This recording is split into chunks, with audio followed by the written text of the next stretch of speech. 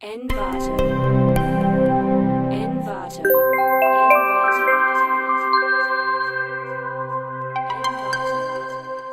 Por la exposición de Sergio, pero antes tenemos que mencionar a nuestros auspiciadores, a los que nos dan toda la comida, que es Hosting Tecnoimper. Él tiene contacto, así que va a dar. Coca-Cola. No, para que aprovechen, tienen todavía hasta fin de mes, que Tecnoimper está haciendo el descuento del 40% en cualquier plan que tengan, quieren subir su sitio web, aprovechen ahora. Se conectan a tecnoimper.cl, mencionan vender, yo doy un 30. Yo le doy un 30. Otra cosa, la Universidad de Chile, obviamente, porque es nuestro patrocinador ahora desde este mes para seguir haciendo toda la actividad acá, y también agradecemos mucho la instancia por este espacio y por tener más gente ahora. Ya, y las últimas dos cosas. El que no se ha puesto presente tiene que ponerse presente. ¿Para qué hacemos esto? Para ir teniendo un registro de lo que ustedes, de quienes vienen, de poder después obviamente enviarles invitación oportuna. Y finalmente, por ahí nos dijeron, no sé si vieron en el muro, pero nos dijeron que salíamos siempre muy serios, como medio enojados en las fotos que poníamos. Una foto, pero aparte la risa, por favor. Porque andamos muy buen día del sitio de Todos sonrían.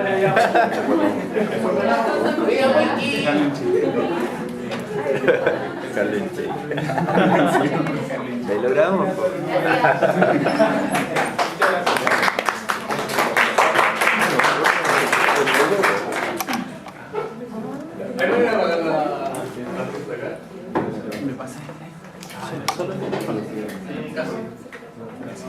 ¿Te pasa mucho? No.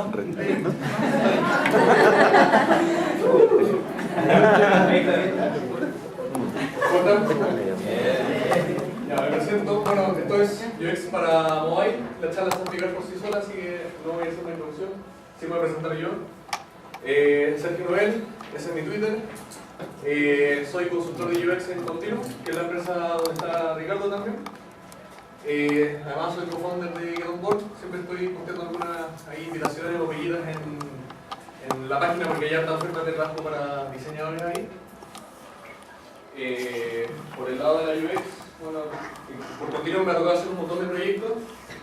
Y tengo un artículo mío en la UX Magazine sobre los wireframes, sobre por qué no deben usarlo. Así que échenle una mirada si pueden. Y por el lado mobile, que es lo que nos convoca hoy día. O sea, he hecho varios proyectos e interfaces de diseño. Y lo más notorio es algo que está hoy día vivo en el App Store, que es la aplicación de la banca PYME de BCI. Que por si acá, el icono no es mío. Ya, bueno, de esta cruza de el trabajo que voy a hacer tanto en la web como diseñando experiencia de usuario, tanto en aplicaciones web como en aplicaciones o cosas o sistemas no tan convencionales, he llegado a 4 lecciones sencillas que les quiero compartir, y de eso se trata toda la charla. Son 4 criterios que yo creo que les van a ayudar a guiar su trabajo. Número 1. Lo mobile empieza donde termina el dispositivo. Nosotros usualmente miramos la tecnología móvil así, pero en realidad la tecnología móvil es esto. No es el tamaño de la pantalla, sino que es el contexto. Lo que hace al móvil es precisamente que yo lo puedo mover. ¿Por qué lo puedo mover? Porque el aparato es lo suficientemente pequeño y liviano para poder llevarlo conmigo. Alguna vez los teléfonos celulares hay que andarlo llevando en el maletín. Y hoy en día uno puede hacer malabarismo con el celular, de hecho hay gente que lo hace y termina perdiendo sus teléfonos. Y eso les da una idea de que es portable, o sea, por primera vez es tecnología y sistema, es un computador que en el fondo yo puedo llevar conmigo mismo, y eso es lo que realmente hace la diferencia. Porque hoy en día entre un netbook de 10 pulgadas y un iPad o la tablet de sus 10 es el mismo tamaño de pantalla. Claro, ustedes pueden empezar a hablar del touch, pero lo que me importa, al menos en este punto, comunicarles es que lo que realmente tiene trascendencia es el contexto. ¿Por qué? Por esto, por la ubicación, por el hecho de que nos estamos moviendo y hay un montón de tecnologías que tienen que ver con el movimiento, con la ubicación. Y eso quiere decir que yo estoy usando la tecnología en lugares distintos. Nunca estoy usando la tecnología en el mismo lugar. Hay un montón de funcionalidades que a mí me ayudan, o que de alguna forma también son parte de ese contexto.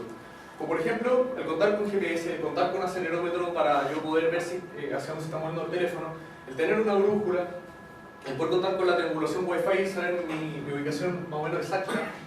El tema de la cámara, el tema de tener datos móviles, todas esas cosas son cosas que en un computador o incluso en un laptop no existen.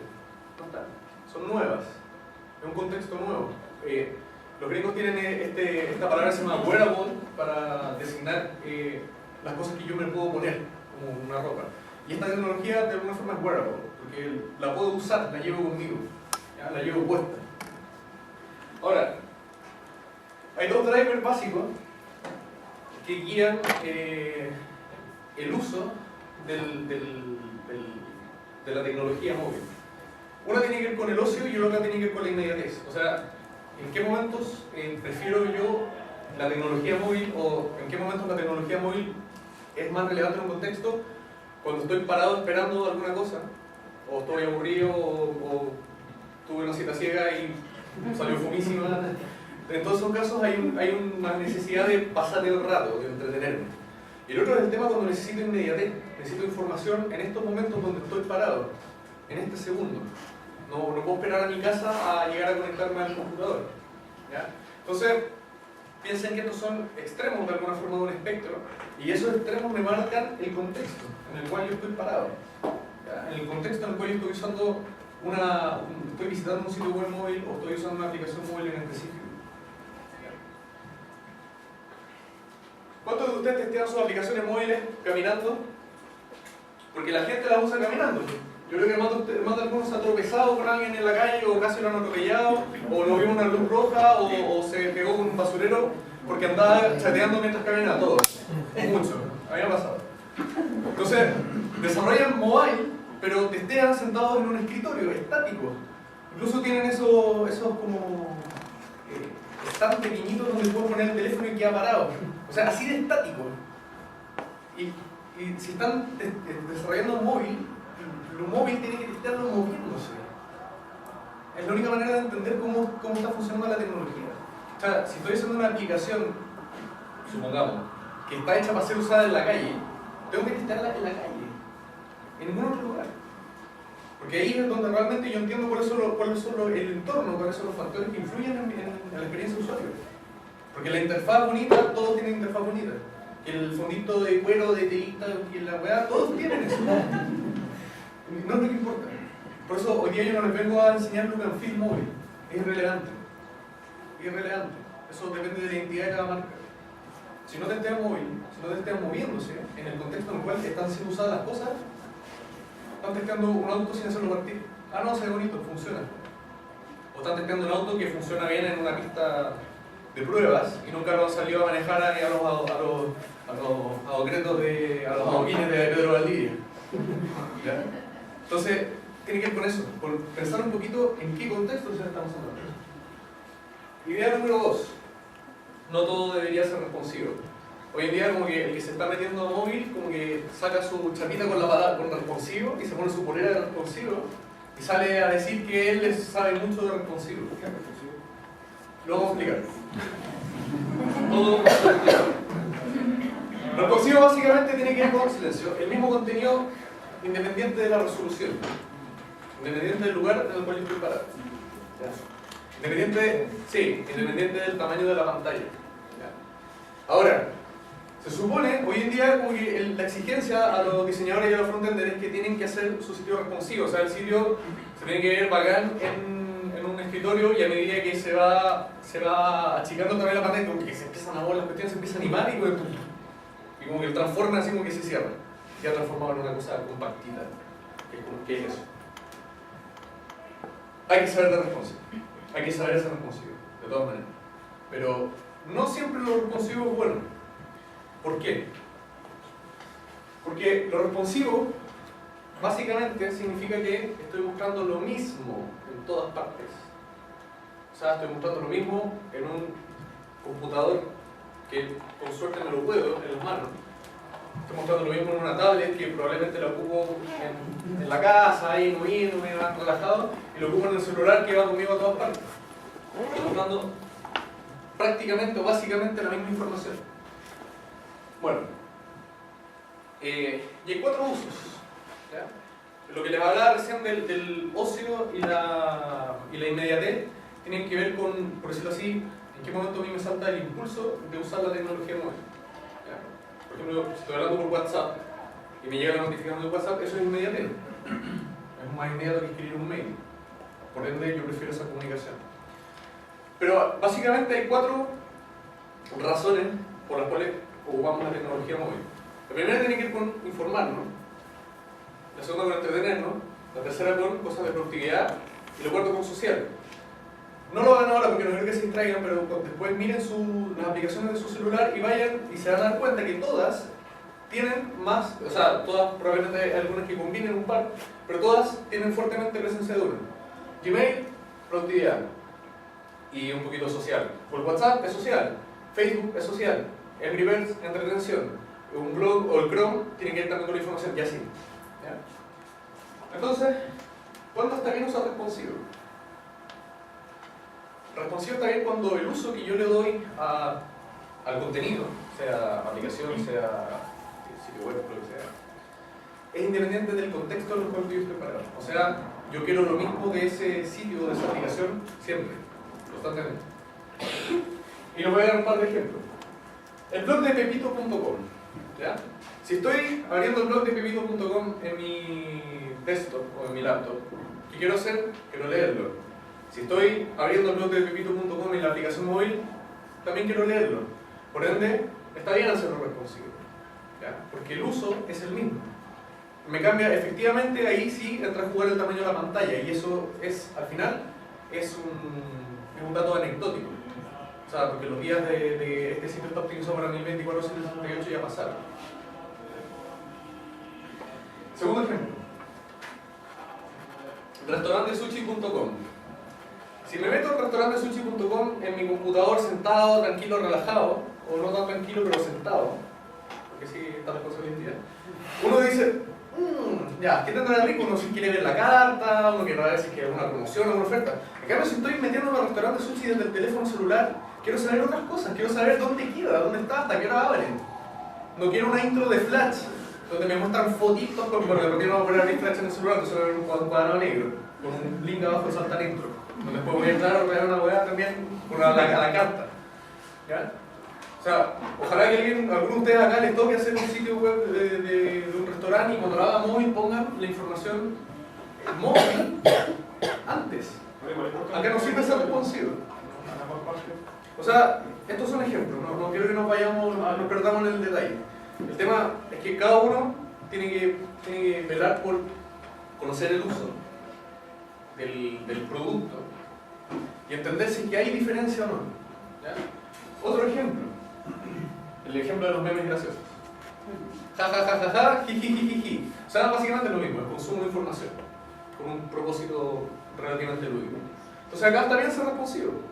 Que realmente la tecnología móvil o el contexto, el hecho de que yo esté viendo 9gag parado en un semáforo, o que esté sentado en el escritorio de mi oficina, porque obviamente eso es lo que uno hace cuando está en la oficina de 9gag, no afecta realmente lo que yo quiero de ese sitio, lo que yo vengo a buscar.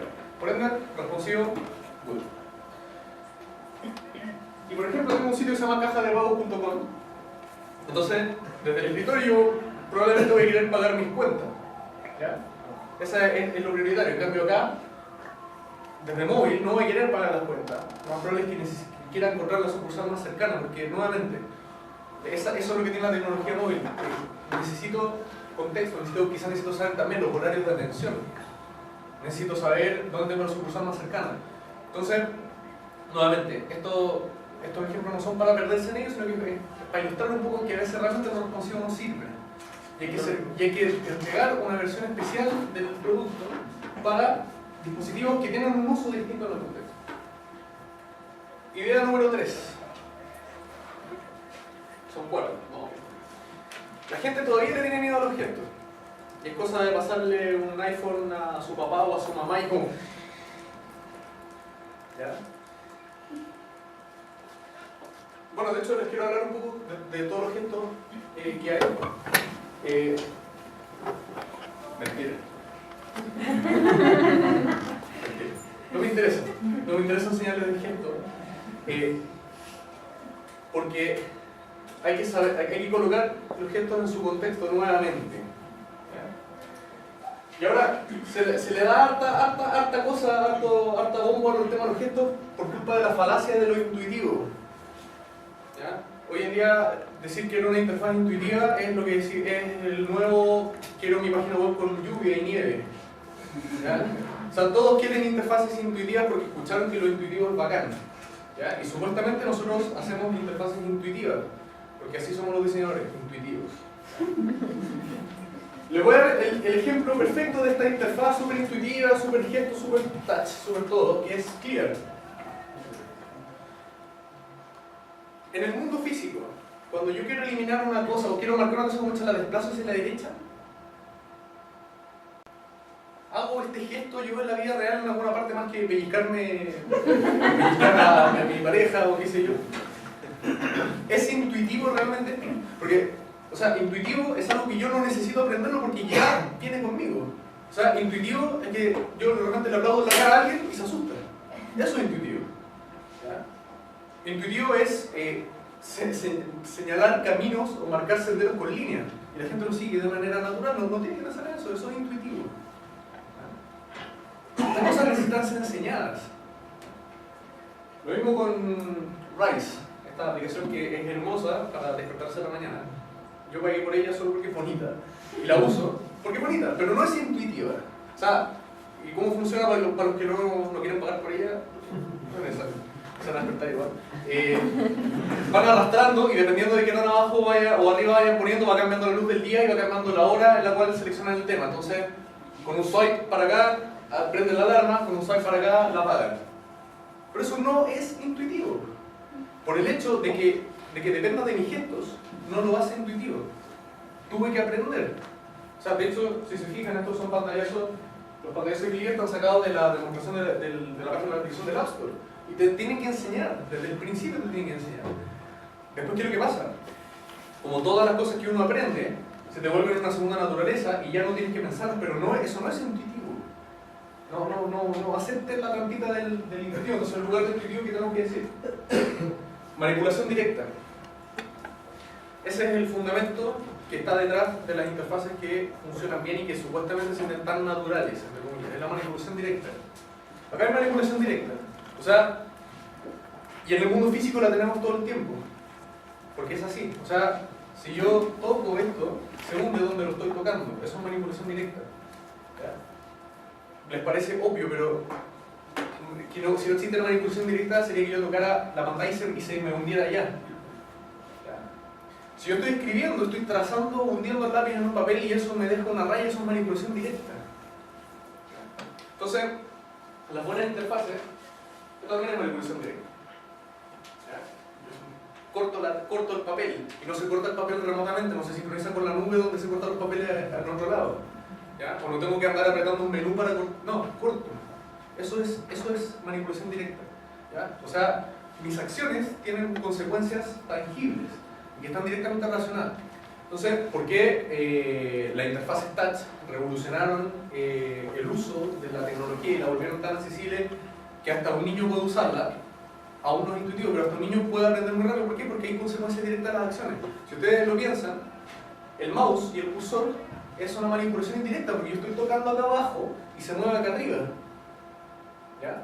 Yo la primera vez que toqué un mouse le empecé a hacer clic y decía, le hago clic, pero el cursor sigue ahí, no había entendido que tenía que mover. Después como que se me movía para el siguiente y dije, entonces tengo que hacerle más clic. Después alguien me dijo, no, se mueve para el lado. Entonces, pero es manipulación indirecta. Porque lo que yo estoy tocando es el mouse o el trackpad. No el cursor, no la pantalla. Entonces lo touch, la gracia que introdujo es que yo toco y se mueve o reacciona donde yo estoy tocando. Manipulación directa. ¿Ya? Mientras más manipulación directa le pueden poner a su interfase, es mejor. Porque estamos naturalmente entrenados para aprenderlo rápido. Entonces sí, la manipulación directa la aprendo rápido, pero no es un intuitivo. No es algo que la gente viene ya precargado. Tienes que educar al usuario. Entonces en estas cosas no sean intuitivos, sean explícitos. Que es al revés de la conquista. O sea, en la conquista uno es demasiado explícito, se fue todas las bailas. O sea, si uno declara sus intenciones demasiado abiertamente, lo más probable es que la otra persona... ¿Ya? Entonces, claro, en la relación humana sí hay que ser más intuitivo. Adivinar, ahí leer los gestos y las segundas lecturas y los tonos de voz. No, pero en la interfaz no, en la interfaz hay que ser explícito. Entonces, ¿y a qué va esto? ¿Y por qué el punto 3 era que la gente todavía le tiene miedo a los gestos? No hagan depender funciones cruciales de su interfaz de gestos. Aunque sepan hacerlos. ¿Ya? ¿Para qué cosas son los gestos? Porque al final el gesto también tiene que ver con los power user. Y empiezan a haber convenciones de gestos. En Windows Phone la navegación es horizontal. Es entre páginas horizontales. Muy distinto a iOS y Android, que son paneles que tienden a ser más verticales. Entonces, ojo con eso.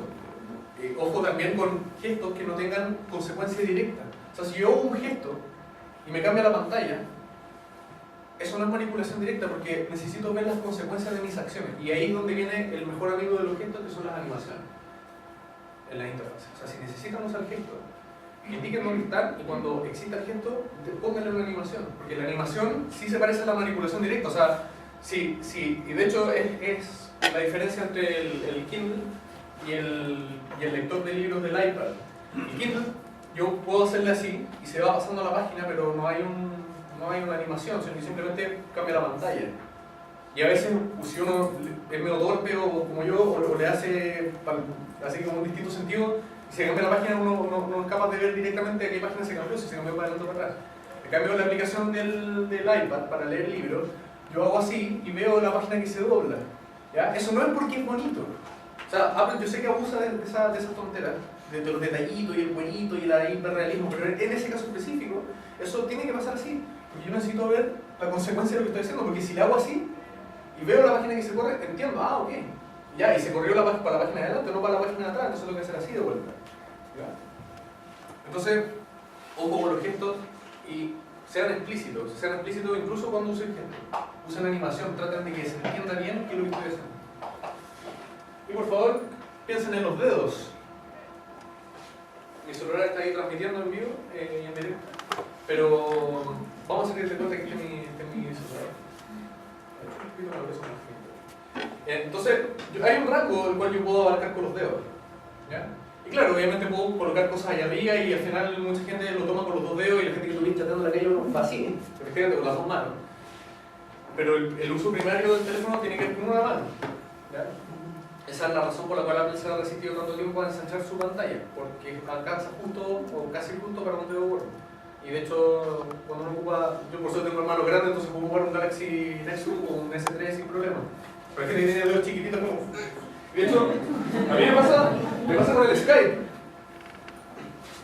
Y claro, cuando hay, en esta pantalla, la pantalla del chat, el teléfono el botón para poder llamar a ese contacto está arriba. Entonces, me tengo que poner un dedo repuesto para poder alcanzarlo. Porque se les olvidó que el área donde yo realmente estoy alcanzando es acá. Los de Line, que también tienen esta funcionalidad de llamar, tienen un botoncito de teléfono de abajo, pequeñito al lado. Tienen esta misma cosa, este mismo campo y tienen un botoncito pequeño de teléfono. Entonces, ¡pum!, lo alcanzo.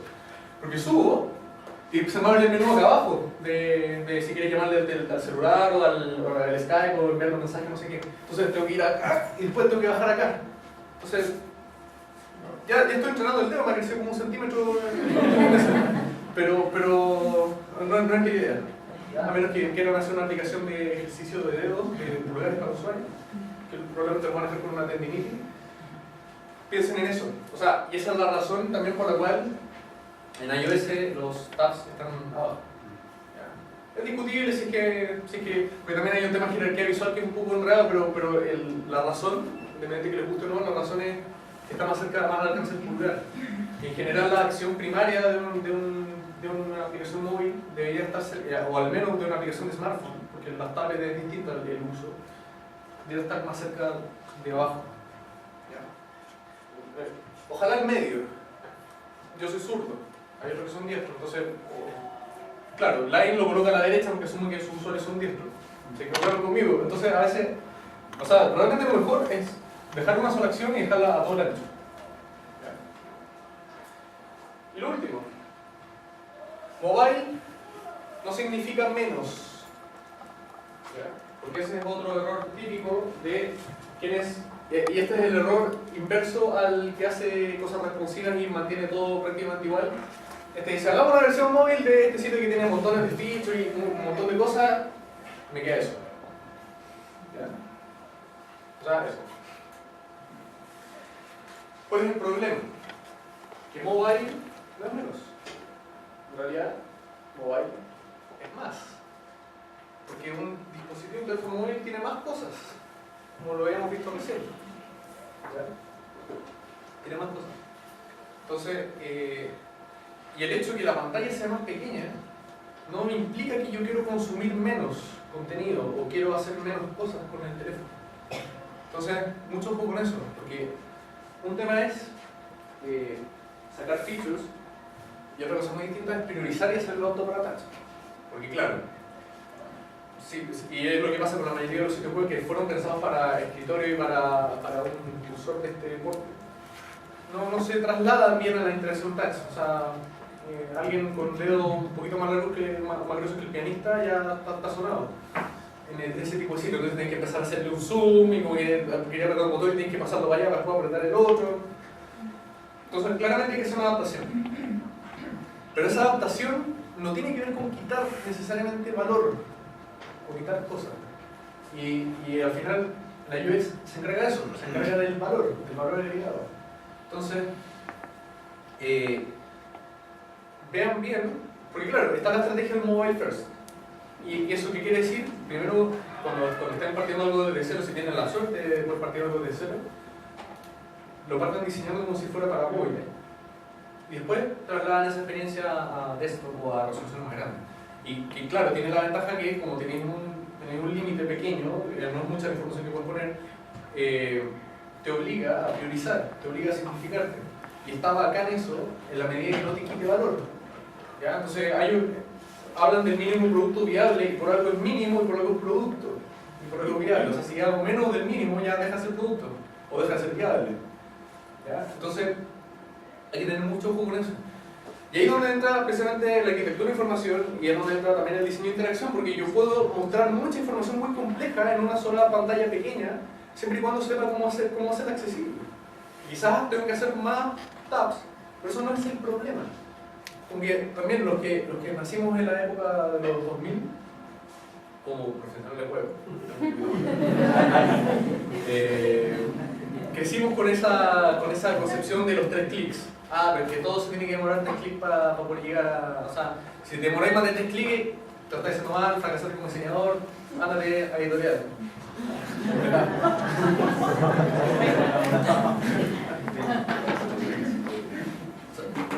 Estamos acá porque es una era nueva, donde lo digital está mucho más cercano también de quienes habían tenido una concepción más gráfica. Por eso me interesan estas cosas, más allá de las bromas pesadas. ¿Cuál es el tema acá? Y ahí donde entra precisamente lo editorial. Porque un libro más pequeño no tiene menos texto que un libro grande.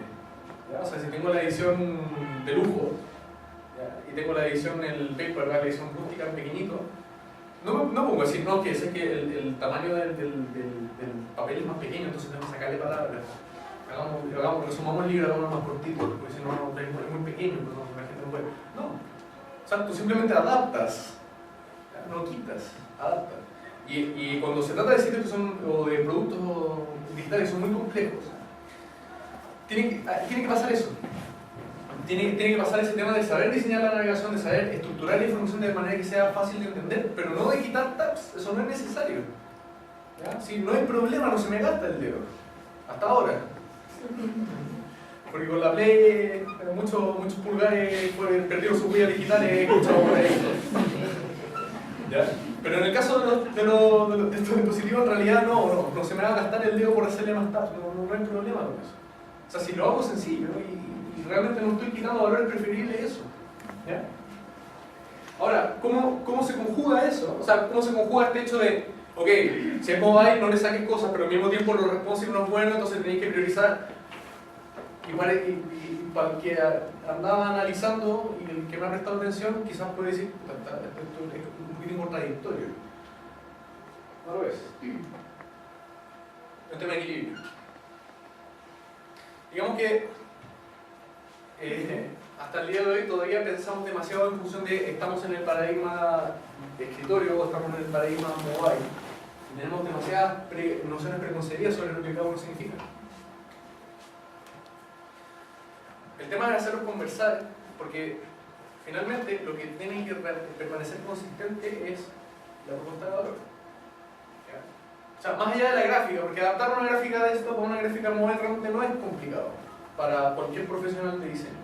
E incluso no profesional de diseño no es tan complicado. Se puede hacer. Lo que es más complicado de hacer es, de partida, tener clara cuál es la propuesta de valor que está llegando en desktop y que es su interés en mobile. Una de las primeras quejas de los usuarios de las primeras versiones de Facebook móvil era que tenía demasiadas pocas cosas. Porque ¿cuál fue el criterio? Oh, mobile first, entonces saquémosle cosas porque lo móvil es sencillo, porque la gente no quiere hacer una cosa en móvil, se equivocaron. Uno quiere hacerlo todo en móvil, quiere agregar amigos, quiere chatear, quiere asistir a eventos, quiere jugar al jueguito, al Farmville, a la Mafia Warfare, no sé qué. O sea, uno quiere realmente hacerlo todo en móvil, porque la gente ya deja de distinguir. Porque la gente no está pensando, no, estoy sacando mi smartphone, entonces quiero hacer... No, la gente dice Facebook. ¿Está Facebook acá o está Facebook acá? ¿O está Facebook en un lienzo? ¿Está Facebook escrito en runa? Es Facebook. ¿Ya? Quiero usarlo. Yo como usuario pienso eso, no me pongo a distinguir en la tecnología. ¿Ya? Eso es lo que tengo que hacer nosotros. Entonces, hay veces también donde, como les decía, lo mobile les añade posibilidades nuevas, contextos nuevos que nunca habíamos pensado y eso efectivamente me permite proponer mucho más allá de lo que podía antes. Pero hay que tener claro, de alguna forma, cuáles son las ventajas de cada uno. ¿Ya? O de alguna forma, cuáles son los puntos fuertes de cada plataforma. En desktop o en sistemas de pantalla más grandes puedo ver más cosas al mismo tiempo. O sea, puedo comparar 2 o 3 al mismo tiempo. Eso es fundamental porque en mobile no es tan fácil comparar o ver 2 cosas al mismo tiempo, puedo ver una. Entonces, si quiero comparar 2 o 3 cosas, ¿cómo lo hago? ¿Ya? Y ahí es donde hay que empezar a pensar.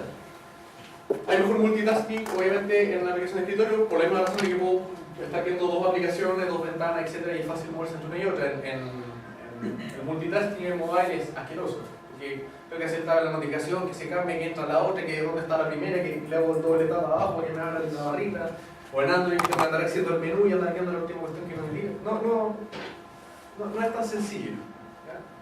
O al menos, hasta ahora no se, a nadie se le ocurrió una buena forma de hacerlo. Creo que los primeros que están empezando a pillarle algo es el nuevo Facebook Home y también la nueva versión de Facebook para iOS, que tiene esto, lo que llaman los chat heads, que son estos circulitos para la carita de ¡pum! Te está hablando.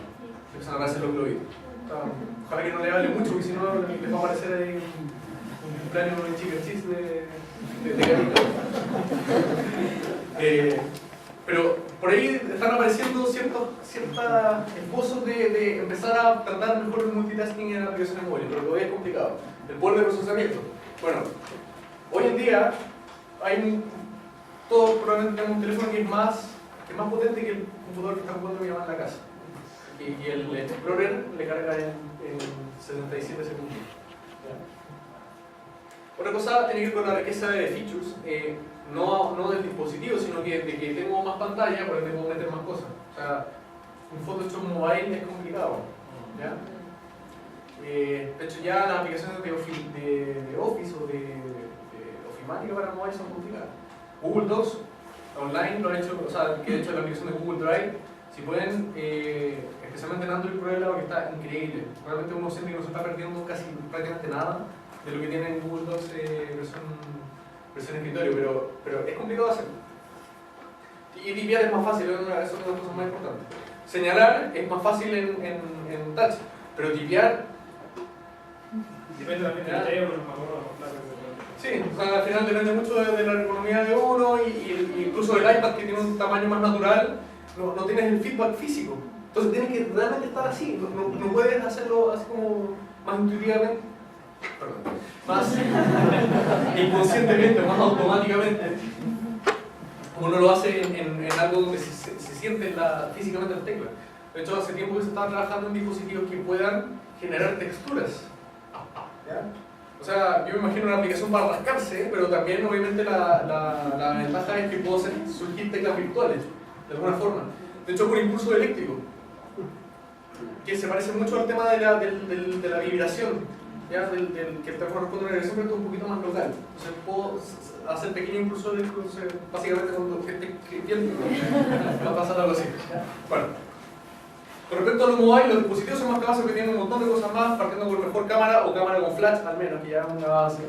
GPS, acelerómetro, etcétera, etcétera. La movilidad, que ya la hemos hablado harto. Las aplicaciones son mucho más fáciles de consumir y el único que ha hecho un esfuerzo al respecto es Mac con el App Store de las aplicaciones de escritorio Mac, que reproducen la misma experiencia. Pero hasta ahora es mucho más fácil instalar y configurar y desinstalar una aplicación en cualquier sistema operativo mobile, hacerlo en el escritorio. Lo otro es que el mobile te obliga al mobile first, o sea, te obliga efectivamente a priorizar y eso trae sistemas que son más sencillos. Y que lamentablemente, y me ha tocado verlo en proyectos de todo tipo, la gente cuando empieza con una idea se siente un poquitín nerviosa de si le va a funcionar o no. Entonces, como están asustados, sobrecompensan. ¿Ya? Entonces, le empiezan a meter features, le empiezan a meter cuestiones que le equivalenten a la camioneta de ruedas de camión minero, con el que otros también tratan de sobrecompensar. ¿Ya? O sea, por el miedo al vacío, por el miedo de decir me estoy quedando corto en feature, esto no le va a interesar a nadie porque te estoy ofreciendo demasiado poco, le meten más. Y en realidad el consejo que está funcionando cada vez más es al contrario, es haz menos que la competencia, pero hazlo mejor, hazlo más fácil. Yo durante mucho tiempo estoy probando aplicaciones para hacer tubos rápidos. ¿Ya? Me ha gustado el recordatorio de Mac, he probado el Wunderlist, he probado Clear, he probado un montón, pero con la que me quedé fue con una funcionalidad que tiene el Evernote, que puedes poner lista con viñeta, lista con número o una lista con unos checkbooks. Y eso todo, no te sincroniza nada, no le puedes apuntar un calendario, no te saluda por la mañana, no te hace cambiar nada. Pero no me interesa. Me encanta porque hace menos y como hace menos está integrado en algo que yo ya ocupo. Entonces, lo bueno de lo mobile es que me obliga a pensar qué es lo realmente importante y a mantenerme en eso, e incluso a empezar a valorarlo, a decir, ya, yo ofrezco menos, pero soy mejor en eso y menos que ofrezco. Porque mi aplicación es más fácil de entender, porque me enfoco en lo que solamente la gente quiere. Hoy en día hay mucha gente que ocupa el Keynote o las aplicaciones de Office de Mac en el iPad y jamás se ponen a pensar que hace mucho menos que la aplicación de escritorio, y no es necesario. Salió una aplicación por ahí que está diseñada para que la gente no pueda hacer malos PowerPoint. Entonces te permite escoger una sola foto de fondo y te permite ingresar un texto de criterio máximo 30 caracteres y te lo muestra grande.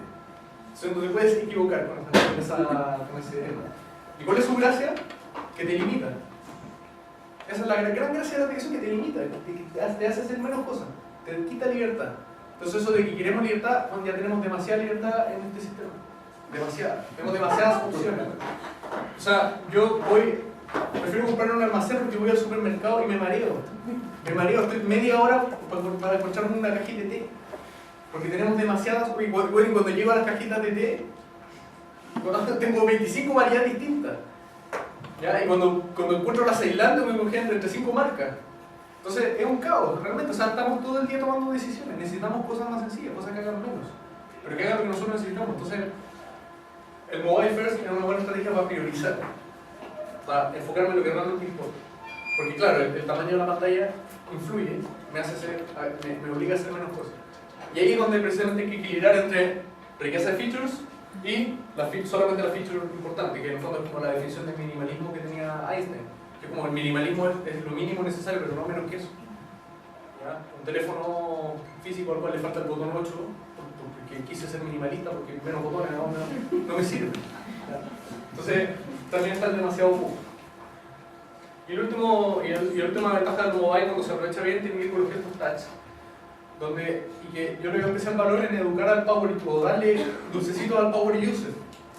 El power user es ese que mira una aplicación a los 2 segundos ya la entendió y ya, me aburrí. y que quiere descubrir cosas nuevas, que le gustan los truquitos, que le gusta la función avanzada, que le gusta aprenderse los atajos y usarlos. Entonces los gestos touch sirven un montón para ese tipo de cosas. Y cuando se usan bien, o sea, si no, por ejemplo, no sé, en Tweetbot, tú desplazas un tweet hacia la izquierda y puedes ver la conversación que está anclada.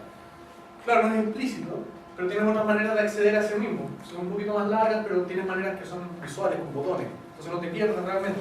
Pero de repente, por casualidad, porque a mí me pasó por casualidad, porque no es intuitivo, aprendí. O sea, descubro, chucha, ya, bacán, puedo hacerlo, y lo hago.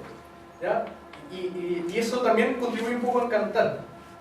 Entonces es el punto donde los gestos y las partes de la interfaz que no son tan explícitas tienen sentido precisamente por lo mismo que tienen sentido en la seducción, en la conquista o en la relación humana, que es la sutileza, el ir mostrando sorpresitas de a poco. Claro, o sea, ofrece lo básico, perfecto, se puede usar y se puede usar bien y me sirve y bacán, pero empezáis a ver que hay ciertos detallitos, ciertas sorpresitas que son agradables o ciertos atajos.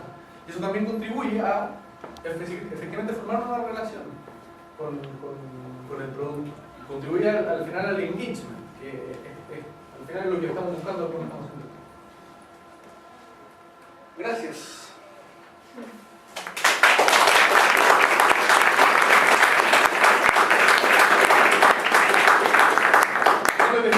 ¿Tienen alguna pregunta?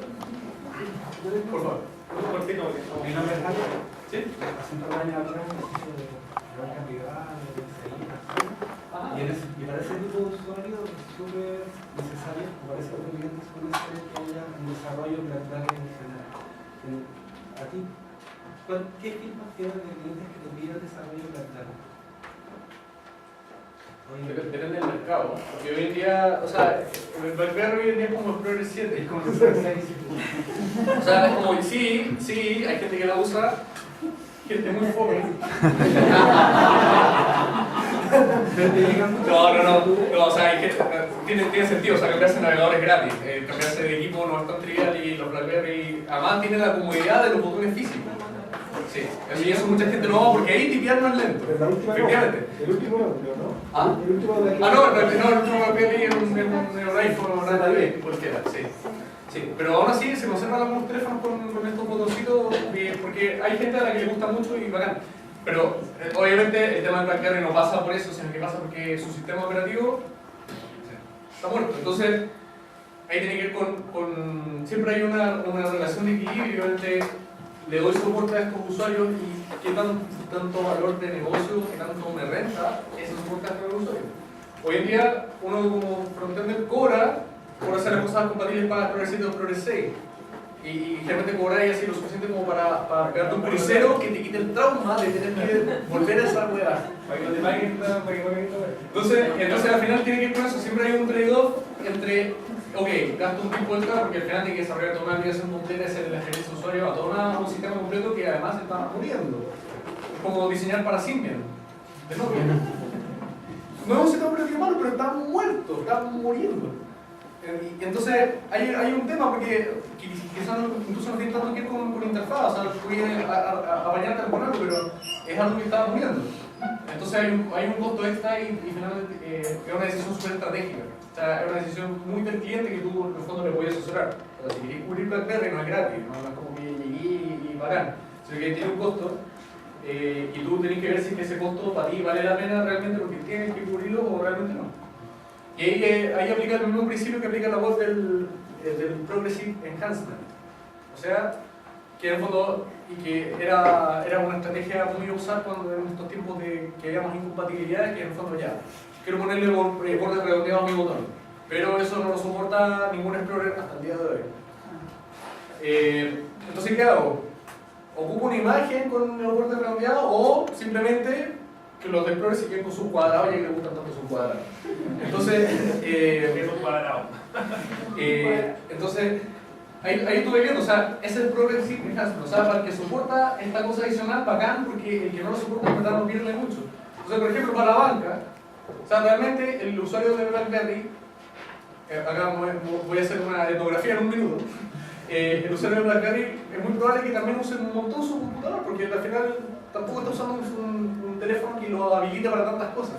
Entonces sigue usando un motor de computador, no alcanza a tenerlo como reemplazo. Entonces le da la banca y ya. Y simplemente no le da la opción. De hecho, en este momento, acabo de terminar una consultoría de usabilidad con el BCI también para una aplicación de multipass móvil que va a reemplazar el multipass físico. Se ha convertido en una aplicación y en un tiempo más nos van a entregar multipass física. Va a ser todo móvil. Con el QR. Con el QR lo cambiamos. Lo cambiamos un poquito. Pero se está soportando iOS, Android obviamente y Windows Phone. Porque se decidió que como negocio eso es el segmento al cual uno quiere abarcar y para los demás Tienen que pagar extra van a tener que pagarse y lo quieren. claro, o sea, y probablemente ese sea el caso para el señor que quiere seguir en BlackBerry y que la verdad se puede cambiar un Android con un teclado físico, o sea, no es que le falte opciones tampoco. No tengo intención de interrumpir, pero estamos. Sí, estamos en la web. Oye, muchas gracias por la invitación a los chicos de OPT. Muchas gracias por la atención. Para que le haya gustado.